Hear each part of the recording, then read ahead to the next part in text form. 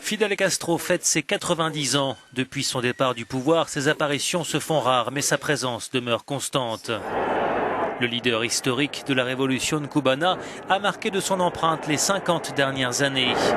Aux commandes d'une armée de rebelles, le jeune avocat surprend le monde en renversant en 1959 le général Batista, alors chef de l'État cubain. C'est son premier coup d'éclat. Avec son ami Ernesto Che Guevara, Fidel Castro va transformer Cuba en une puissance des Caraïbes. Il fonde le premier État communiste occidental. Très vite, le nouveau régime inquiète les États-Unis. En 1961, des exilés cubains entraînés par la CIA tentent de débarquer dans la baie des Cochons pour faire tomber Fidel Castro. Mais l'opération échoue. Le leader Máximo entre alors dans la légende. Le régime castriste, devenu ouvertement communiste et anti-américain, se rapproche en pleine guerre froide de l'Union soviétique de Nikita Khrouchtchev. Les deux hommes décident en 1961 d'installer sur l'île une base de missiles dirigée vers les États-Unis. John Fitzgerald Kennedy met alors en place un blocus maritime pour empêcher les soviétiques de délivrer les armes à Cuba. La crise est finalement désamorcée in extremis. Le monde est passé à deux doigts d'une guerre nucléaire. Pendant 3 décennies, l'URSS fait de Cuba son principal satellite en Occident. L'île profite du soutien financier de l'Union soviétique pour bâtir l'armée la plus puissante des Amériques derrière celle des États-Unis.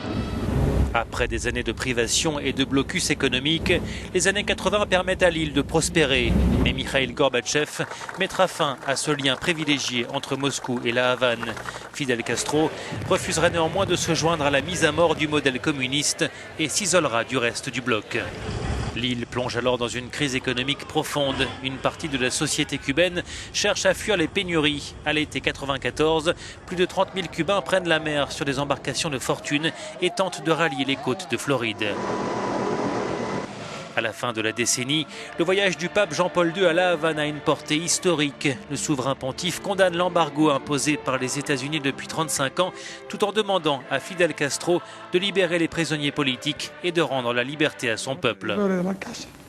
Orateur de talent réputé pour ses discours fleuves, Fidel Castro est victime d'un malaise en public en 2001. Sa santé commence à faiblir et en 2006, il se voit contraint d'abandonner le pouvoir.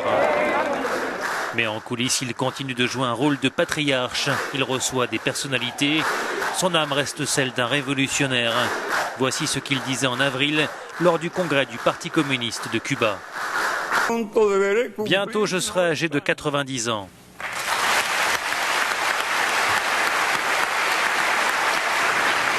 Je n'ai jamais imaginé une telle idée. Et cela n'a jamais été le résultat d'un effort.